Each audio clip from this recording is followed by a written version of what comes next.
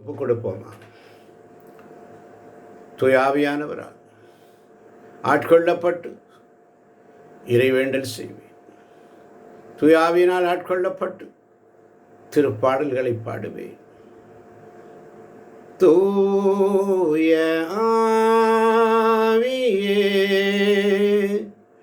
துணையாக வருவீர். இயேசுவின் சாட்சிகளாய் எம்மையும் மாற்றிடுவீர். மனதின் பாரங்களை போக்கிட வருவீர். மனதின் காயங்களை ஆற்றிட வருவீர். மனதின் பாவங்களை மன்னிக்க வருவீர். மனதின் கீறல்களை மாற்றிட வருவீர். தூய ஆவியே துணையாக வருவீர். இயேசுவின் சாட்சிகளாய் என்னையும் மாற்றிடுவீர்னு சொல்லி இந்த சங்கீதம் 50 நாங்கள் தியானிக்கிறோம். ஆண்டவரே, ஒரு நாள் ஒரு சங்கீதம் திருப்பாடல்களை நாங்கள் தியானித்து வருகிறோம் சுவாமி.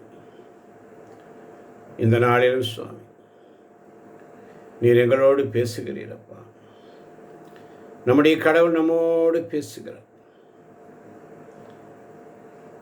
வல்லவராம் கடவுள் நம்மோடு பேசுகிறார். கதிரவன் எழுமுறை நின்று மறையும் முனைவரை பார்த்துள்ள உலகத்தை தீர்ப்பு பெற அழைத்தவர் நம்மோடு பேசுகிறார். வசனம் 3, கடவுள் கடவுள் வருகிறார். அவர் அமைதியாக இருக்க மாட்டார். வசனம் 6, கடவுளே நீதிபதி. அவர் உண்மையை பேசுவார். தாமாக எதையும் பேச மாட்டார். தாம் கேட்பதையே பேசுவார். எப்படி பேசுவார்? வார்த்தையின் வழியாக பேசுவார். அவர் வருகிறார். எல்லாவற்றையும் பார்க்கிறார். அவர் நியாயம் தீர்ப்பார். ஒளிவு மறைவில்லாமல் நியாயம் தீர்ப்பார். நாம் செய்வது அனைத்தும் ஒரு நாள் நியாயத்திற்கு வரும். வாசிக்கலாம். 2 கொரிந்தியர் 5ஆம் அதிகாரம் 10ஆம் வசனம். 2 கொரிந்தியர் 5ஆம் அதிகாரம் 10ஆம் வசனம். ஆமென். ஏனெனில் நாம் அனைவருமே கிறிஸ்துவின் நடுவர் இருக்கைக்கு முன்பாக நின்றாக வேண்டும். கிறிஸ்துவின் நடுவர் இருக்கைக்கு முன்பாக நின்றாக வேண்டும். அப்போது உடலோடு வாழ்ந்தபோது நாம் செய்த நன்மை தீமைக்கு கைமாறு பெற்றுக்கொள்ளுமாறு ஒவ்வொருவரின் செயல்களும் வெளிப்படும். ஆமென். ஒரு முறை கூட சப்தமாய் வாசிக்கலாம். ஆமென். ஆமென். ஏனெனில் நாம் அனைவருமே கிறிஸ்துவின் நடுவர் இருக்கைக்கு முன்பாக நின்றாக வேண்டும். அப்போது உடலோடு வாழ்ந்தபோது நாம் செய்த நன்மை தீமைக்கு கைமாறு பெற்றுக்கொள்ளுமாறு ஒவ்வொருவரின் செயல்களும் வெளிப்படும். ஆமென். ஆமென்.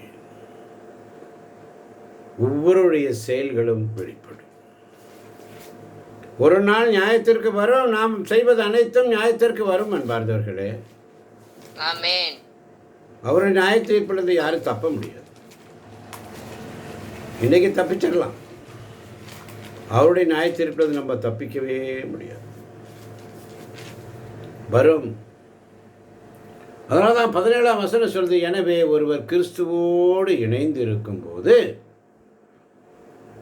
அவர் புதிதாக படைக்கப்பட்டவராய் இருக்கிறார். ஆமென். பழையன ஆமென்.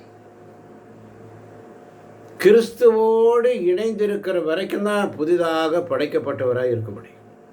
ஆமென். புதிதாக படைக்கப்பட்டவராய் இருக்க வேண்டும் என்று சொன்னால் ஒவ்வொரு நாடும் அவருடைய சமூகத்தில் உண்மையோடும் நேர்மையோடும் இருக்கணும். ஆமென். இதுதான் எச்சரிக்கை நமக்கு.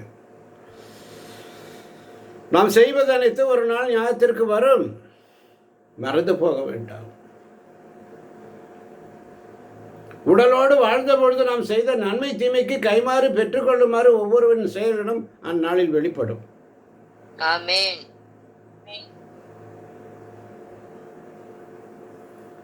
அதனால்தான் 1-2 கொரிந்தியர் 7ஆம் அதிகாரம் 1ஆம் வசனம் மிக அழகாக சொல்லும்.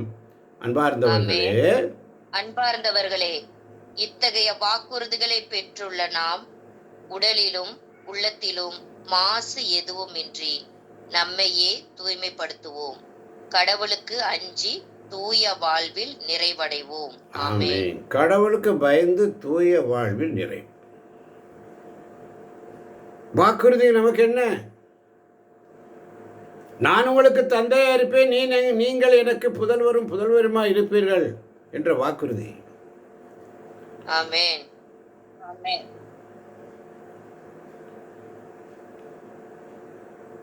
நான் என் உறைவிடத்தை அவர்கள் நடுவில் இருவேன், அவர்கள் நடுவே நான் உலாவேன், நானே அவர்கள் கடவுள், அவர்கள் என் மக்கள் என்ற வாக்குறுதி. ஆமென். அவர்கள் நடுவிலிருந்து வெளியேறுங்கள், அவர்களை விட்டு பிரிந்து செல்கிறீர்கள், தீட்டானதை தொடாதீர்கள், அப்பொழுது நான் உங்களை ஏற்றுக்கொள்வேன் என்ற வாக்குறுதி. ஆமென். இத்தகைய வாக்குறுதிகளை பெற்றுள்ள நாம் நம்பிக்கை கொண்டிராதவரோடு உங்களை பிணைத்துக் கொள்ள வேண்டாம் என்ற வாக்குறுதி. ஆமென். இறைவனுக்கு ஏற்படிய நெறிகேடோடு என்ன உறவு, ஒளிக்கு இருளோடு என்ன பங்கு என்ற வாக்குறுதி. ஆமென். கிறிஸ்துவுக்கும் சாத்தானுக்கும் என்ன உடன்பாடு, நம்பிக்கை கொண்டோருக்கும் நம்பிக்கை கொண்டிராதோருக்கும் என்ன தொடர்பு என்ற வாக்குறுதி. ஆமென். ஏனென்று சொன்னால் வாழும் கடவுளின் கோவில் நீங்களும் நானும். ஆமென். நீங்கள் கடவுளுடைய கோவில் என்றும் கடவுளின் ஆவியார் உங்களுக்குள் தங்கி இருக்கிறார் என்றும் உங்களுக்கு தெரியாதா? ஆமென். ஒருவர் கடவுளின் கோவிலை அழித்து விட்டார், கடவுள் அவர்களை அழித்து விடுவார். ஆமென். எச்சரிக்கை தருகிறார். அவர் பேசுகிறார், அவர் வருகிறார், நியாயம் தீர்ப்பார்.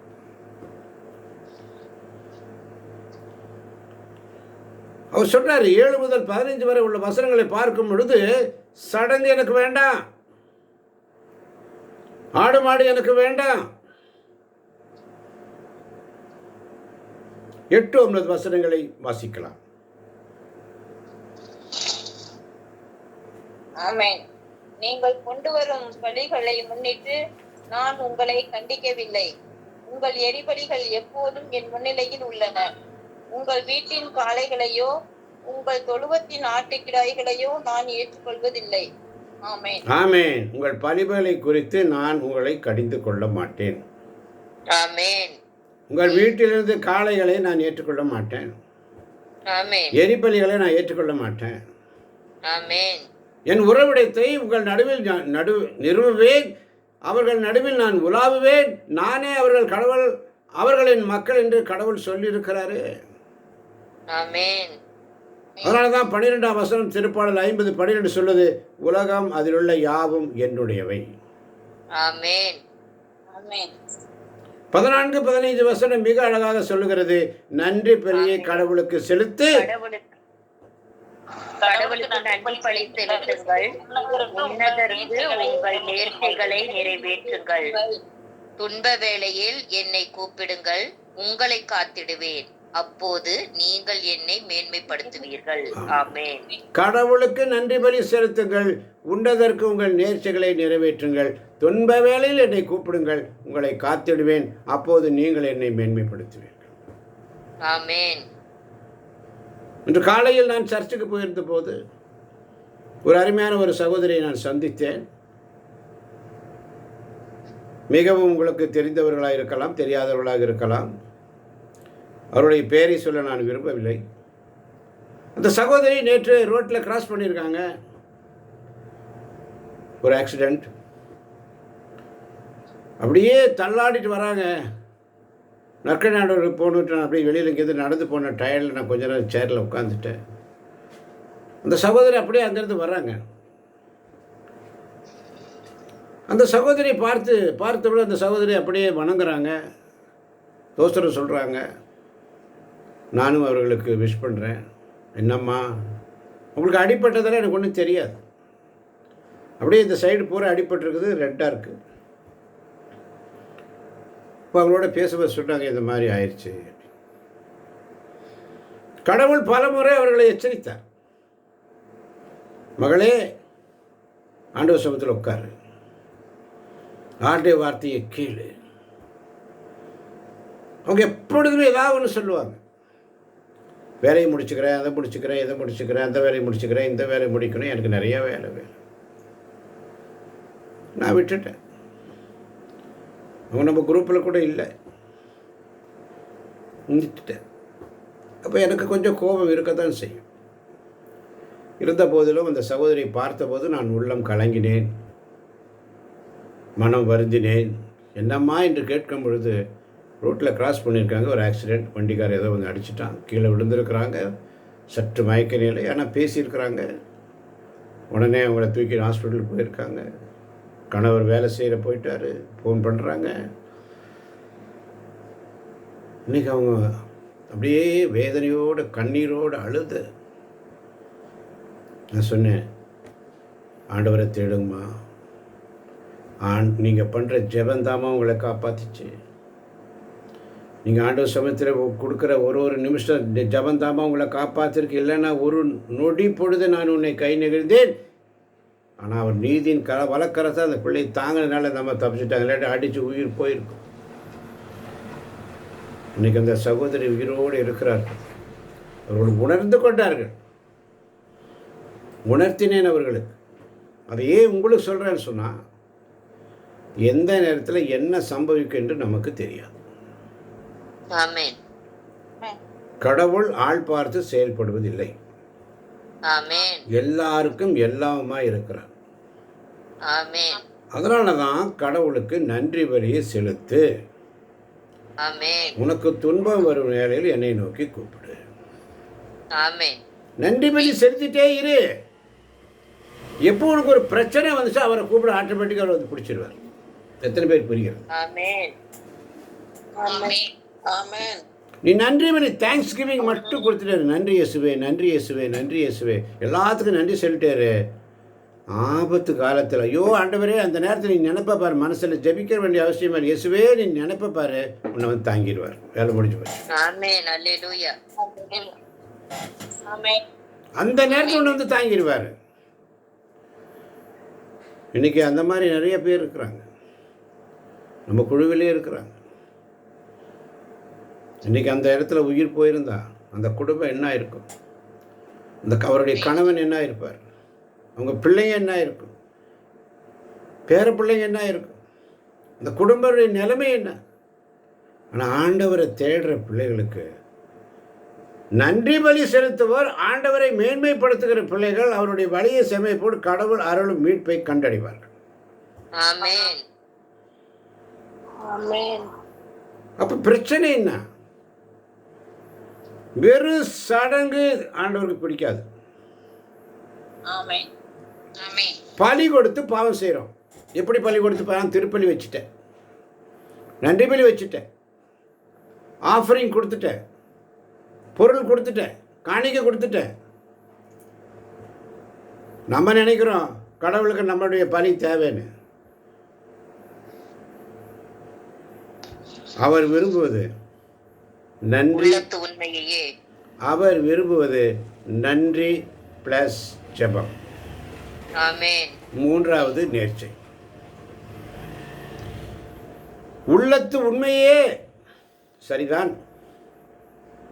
அந்த உண்மை எப்படி இருக்குன்னு சொன்னால் நன்றியா இருக்கு. நன்றி ஜெபம். நன்றியா இருக்க வேண்டும். நேர்ச்சை செய்கிற பிள்ளைகளாக இருக்க வேண்டும். 3 காரியம்: நன்றி, ஜெபம், நேர்ச்சை. இது 3 சேர்ந்தாதான் உள்ளத்து உண்மை. ஆமென். சும்மா வசனத்தை வச்சுட்டு உள்ளத்து உண்மை சொன்னால் பத்தாது மக்களே. நன்றி, ஜெபம், நேர்ச்சை. ஆண்டவருக்கு நன்றி செலுத்துங்கள், ஜெபம் பண்ணுங்கள். நேர்ச்சை என்று சொன்னால் உங்களது திருவுளத்தை நிறைவேற்ற இதோ அடியேன் காத்திருக்கிறேன். அதான் நேர்ச்சை. ஆமென். நான் ஒரு விண்ணப்பம் செய்தேன், அதையே நான் நாடி தேடுவேன். ஆண்டவரின் அழகை நான் காண வேண்டும். அவருடைய திருக்கோவிலில் அவர் முகத்தை நான் காண வேண்டும். அதுதான் என்னுடைய நேர்ச்சை. நன்றி செலுத்தும் பொழுது தம் கூடாரத்துக்கு கேடு வரும் பொழுது தன் கூடாரத்தில் மறைத்து வைத்துக் கொள்வார். ஆமென். ஆமென். அப்போ முதல் எச்சரிப்பு என்ன சொல்றார் ஆண்டவர் நமக்குன்னா, நன்றி பண்ணி செலுத்து, கடவுளுக்கு செலுத்து. ஒவ்வொரு நாளும் நன்றி. ஒரு நாள் நன்றி சொன்ன பத்தாது அன்பார்ந்தவர்களே. ஒரு நாளும் நன்றி சொன்ன பத்தாது. அதனால தான் நன்றி பலி ஒவ்வொரு நாளும் செலுத்துவோர் கடவுளை மகிமைப்படுத்துகிறார். ஆமென். தன்னுடைய வழியை சீர்படுத்தி கடவுளுடைய மீட்பை வெளிப்படுத்துவேன். ஆமென். வழியை சீர்படுத்து. அதனால தான் 22ஆம் வசனம் அழகா சொல்லுது, கடவுளை மறப்போரே இதை கண்டுணருங்கள். இல்லையே நான் உங்களை வீறி போடுவேன். உங்களை விடுவிக்க யாரும் இரார். சராய்க்குங்க. ஆண்டவர் நம்மளை அழைக்கிறார் என்பார். நம்முடைய பாவ வாழ்க்கை வசனம் 16லேருந்து 21 பார்த்தீங்கன்னா, வாயில் வேதம், வாழ்க்கையில் பாவம். அல்லேலூயா. அல்லேலூயா. வாயில் வேதம் அடித்து ஒட்டைக்கிறோம். நம்முடைய வாழ்க்கையெல்லாம் பாவ நிலையாக இருக்கு. அதனால தான் 16ஆம் வசனம் மிக அழகாக சொல்லுகிறது. 16ஆம் வசனம். ஆமென். ஆனால் கடவுள் பொல்லாரை பார்த்து இவ்வாறு கூறுகின்றார், என் விதிமுறைகளை ஓதுவதற்கு உங்களுக்கு என்ன தகுதி? என் உடன்படிக்கையை பற்றி பேசுவதற்கு உங்களுக்கு என்ன அருகதை? ஆமென். என் விதிமுறைகளை ஓதுவதற்கு உங்களுக்கு என்ன தகுதி? அதனால தான் ஆண்டவர் சமூகத்தில் வந்ததும் தூயாவியானவரை பிடிச்சுக்கணும். தூயாவினால் ஆட்கொள்ளப்பட்டு இறை வேண்டும். ஆமென். அவரை பிடிச்சிட்டு தான் இறைவேண்டலுக்கு வரணும். தூயாவியானவர் தான் நமக்கு. அவர் தான் அந்த நேரத்தில் வந்து, அப்பா நான் தவறு செய்தேன், அப்பா நான் தவறு செய்தேன், உன் அன்பை உதறி சென்றேன், நான் கெட்டலைந்து ஓடி வந்தேன், என்னை கண்பாரும் உந்தன் பிள்ளை நான்.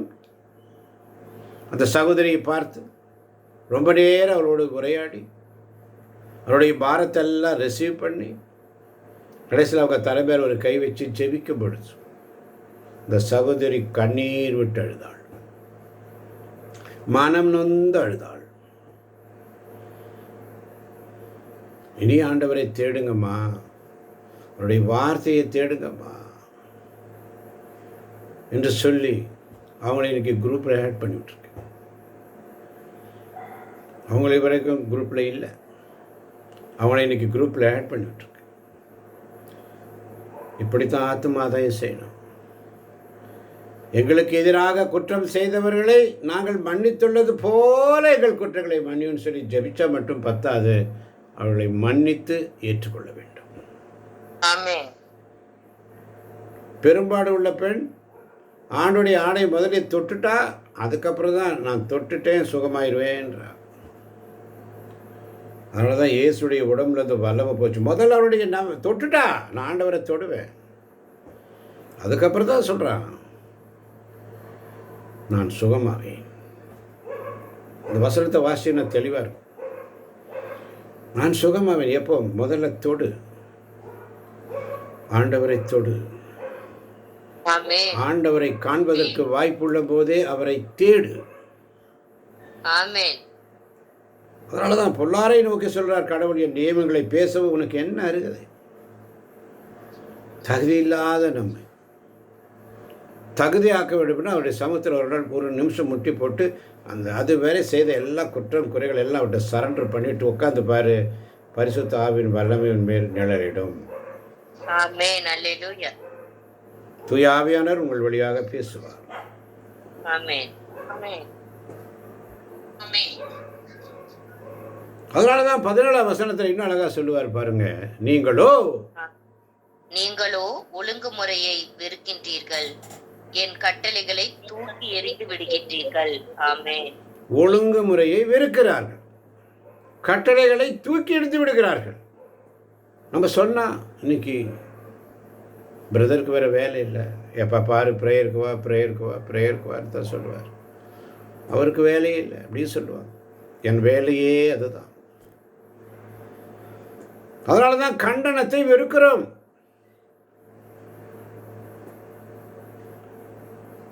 அதனால தான் 18-20 வசனங்களில் பார்த்தீங்கன்னா அவதூறு பேசுகிறோம். அதனால் 21ஆம் வசனம் சொல்வார் பாருங்க, நீ இப்படி செய்தும். ஆமென். இவ்வாறெல்லாம் நீங்கள் செய்தும் நான் மௌனமாய் இருந்தேன். நானும் உங்களை போன்றவர் என எண்ணிக்கொண்டீர்கள். ஆனால் இப்பொழுது உங்களை கண்டிக்கின்றேன். உங்கள் குற்றங்களை உங்கள் கண்முன் ஒவ்வொன்றாய் எடுத்துரைக்கின்றேன். ஆமென். நீங்கள் இப்படியெல்லாம் செய்து, எப்படியெல்லாம் 18 முதல் 20 வரை உள்ள வசனங்களை வாசித்து பாருங்கள். ஆமென். திருடர்களை கண்டால் அவர்களோடு விருப்புடன் சேர்ந்து கொள்கின்றீர்கள். கருப்பு நெறி தவறியர்களோடும் உங்களுக்கு உறவு உண்டு. உங்கள் வாய் உரைப்பது தீமையையே, உங்கள் நா புனைவது பொய்மையையே. உங்கள் சகோதரர்களை பற்றி இழிவாக பேசுகின்றீர்கள். உங்கள் தாயின் மக்களை அவதூறு பேசுகின்றீர்கள். ஆமென். இவ்வாறெல்லாம் செய்தும் நான் மௌனமாய் இருந்தேன். அவர் மௌனமாக இருக்கிறார் என்று சொன்னால் வாய்ப்பை கொடுக்கிறார். ஆமென். மீண்டும் ஒரு வாய்ப்பு, மீண்டும் ஒரு வாய்ப்பு, மீண்டும் ஒரு வாய்ப்பை உங்களுக்கு கொடுக்கிறார்.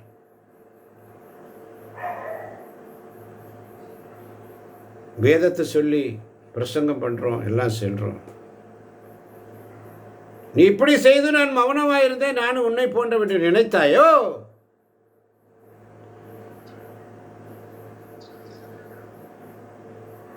வேதம் சொல்றது ஒன்று, சொல்வது ஒன்று, செய்வது ஒன்றாக இருந்தால் கடவுள் ஏற்றுக்கொள்ள மாட்டார்.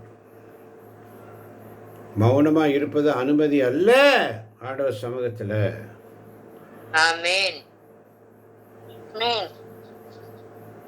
நன்றி பலி செலுத்துங்கள், உன்னதற்கு உங்கள் நேர்ச்சிகளை நிறைவேற்றுங்கள்.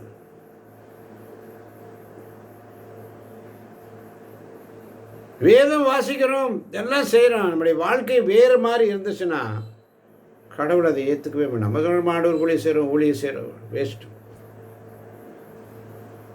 அதனால தான் 22ஆம் வசனத்தில் நம்முடைய அழைப்பு எப்படி என்று சொன்னால், மனம் திரும்பு, நன்றி செலுத்து, வேலை முடியும். ஆமென். அல்லேலூயா. மனம் திரும்பு, நன்றி செலுத்து, நன்றி செலுத்து. அதனால தான் 22ஆம் வசனம் அழகா, கடவுளை மறந்தோரே இதை கண்டுணருங்கள், இல்லையே நான் உங்களை பீறி போடுவேன். ஜாக்கிரதையா இருக்க, உங்களை விடுவிக்க யாரும் ஒருத்தர் இருக்க மாட்டாங்க. இன்னைக்கு அந்த அம்மா பாருங்க சொல்றாங்க, கண்ணீர் ஒரு நிமிஷம் அண்ணா அண்ணான்னு தான் கூப்பிடுவாங்க. அண்ணா ஒரு நிமிஷம்னா ஆண்டவர் உணர்த்துறாரு. கடவுளை மறந்தோரே இதை கண்டுணருங்கள். ஆமென். ஒவ்வொரு நாளும் நமக்கு ரட்சிப்பின் கை அவருடைய பாதத்தில் இருக்கிறோம். ஒவ்வொரு நாளும் கடவுளுக்கு ஏற்ற பலி நொறுங்கிய தான் வரும். ஆடு மாடுகளை கிஃப்ட் கொடுத்துட்டேன், காணிக்க கொடுத்துட்டேன், அதை கொடுத்துட்டேன், இதை கொடுத்துட்டேன். அதனால தான் 23ஆம் வசனம் மிக அழகாக சொல்லும், நன்றி பலி செலுத்துவர் என்னை மேன்மைப்படுத்துகின்றார். எப்பொழுதும் யாரெல்லாம் ஆண்டவருக்கு ஒவ்வொரு நிமிஷமும் நன்றி சொல்லிட்டே இருக்கிறீங்களோ அவரை மகிமைப்படுத்தி கொண்டே இருக்கிறோம். ஆமென். யாரெல்லாம் அந்த ஆண்டவருடைய வார்த்தையை சீர்படுத்திக்கிறாங்களோ, சேஞ்ச் பண்ணிக்கிறாங்களோ, கடவுளுடைய மீட்பை வெளிப்படுத்துவார். ஆமென். அல்லேலூயா. கடவுளுடைய மீட்பை கண்டடைவார்கள். ஆமென். இப்போ கடவுள் கேட்பது 2 காரியம். நன்றி பலி, உன் வழியை சீர்படுத்து. ஆமென். நன்றி பலி உன் வழியை சீர்படுத்து. அதனால தான் ஏசாயா 1ஆம் அதிகாரம்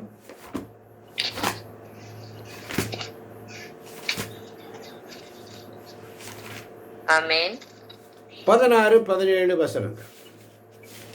ஆமென். உங்களை கழுவி தூய்மைப்படுத்துங்கள். உங்களை கழுவி தூய்மைப்படுத்துங்கள். உங்கள் தீச்செயலை என் திருமுன்னிருந்து அகற்றுங்கள். உங்கள் தீச்செயலை என் திருமுன்னின்று அகற்றுங்கள். தீமை செய்தலை விட்டொழியுங்கள். தீமை செய்தலை விட்டொழியுங்கள்.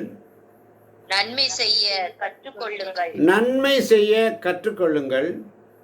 நீதியை நாடி தேடுங்கள். நீதியை நாடி தேடுங்கள்.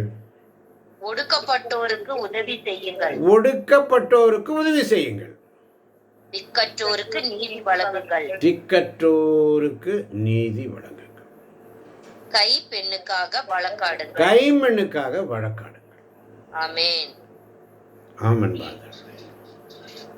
வாழ்க்கை வழியை சீர்படுத்துவது தான் மனம் திரும்புதல். இங்கே தான் சொல்லப்பட்டிருக்கு.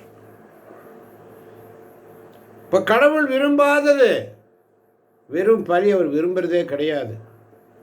ஆமென். வசனம் 8-9 அவர் விரும்புவது நன்றி பலி. ஆமென். கடவுள் விரும்பாதது பாவ வாழ்க்கை. வசனம் 16-20 பலியை சீர்படுத்திக்கோ. கடவுள் விரும்பாதது அவரை நீ மறைத்துக் கொள்வது, அவரை நீ மறைப்பது, அவருடைய சமூகத்தில் நீ உண்மையாக இல்லாது இருப்பது, அவரை மறுதலிப்பது. வசனம் 22. ஆமென். கடவுளை மறந்தோரே இதை கண்டுணருங்கள். இல்லையே நான் உங்களை பீறி போடுவேன். உங்களை விடுவிக்க யாரும் இரார். ஆமென். ஆமென். அன்பார்ந்தவர்களே, நாம் ஆலயம் வருகிறோம், ஜெபிக்கிறோம், பாடுகிறோம், காணிக்கை தருகிறோம். ஆனால் நம்முடைய வாழ்க்கை எப்படி இருக்கிறது? கடவுள் இன்று உன்னை பார்த்து கேட்கிறார், எனக்கு உன்னுடைய இருதயத்தை தா. ஆமென். அல்லேலூயா. ஆண்டவர் சமத்தில் கேட்கணும், ஆண்டவரே, நீதியுள்ள நியாயாதிபதி ஆண்டவரே, என் வாழ்க்கையை ஆராய்ந்து பாருங்கப்பா. வெறும் சடங்கை விட்டு உமக்கு நன்றி செலுத்த கற்றுத்தாங்க. என் வழியை சீர்படுத்தும் ஆண்டவரே. என்னுடைய துன்பத்தில், என் நெருக்கடியில் நான் உம்மை நோக்கி கூப்பிடுகிறேன் ஆண்டவரே. உம்முடைய மீட்பை எனக்கு காண்பீங்க ஆண்டவரே. நன்றி பலி, நன்றி பலி, நல்லவரே உமக்குத்தான் அதிகாலை ஆனந்தமே, அப்பாவுன் திருப்பாதத்தில். நன்றி பலி, நன்றி பலின்னு சொல்லி ஒப்பு கொடுப்போம். என் வாழ்க்கையை ஆய்ந்து பார். நேற்றைய துயரமெல்லாம் இன்று மறைந்ததையா, நிம்மதி பிறந்ததையா, நிரந்தரமானதையா. நன்றி நன்றி நன்றி ராஜா, நன்றி நன்றி நன்றி ராஜான்னு சொல்லி நன்றி பலி, நன்றி பலி, நல்லவரே உமக்குத்தான் அதிகாலை ஆனந்தமே, அப்பாவும் திருப்பாதத்தில் சொல்லி கேட்கின்ற, கேட்கப் போகின்ற, கேட்டுக்கொண்டிருக்கின்ற ஒவ்வொரு பிள்ளைகளையும் தேவன் நிறைவாக ஆசீர்வதிப்பாராக. இயேசுவின் நாமத்தில் பிதாவே. ஆமேன், ஆமேன், ஆமேன்.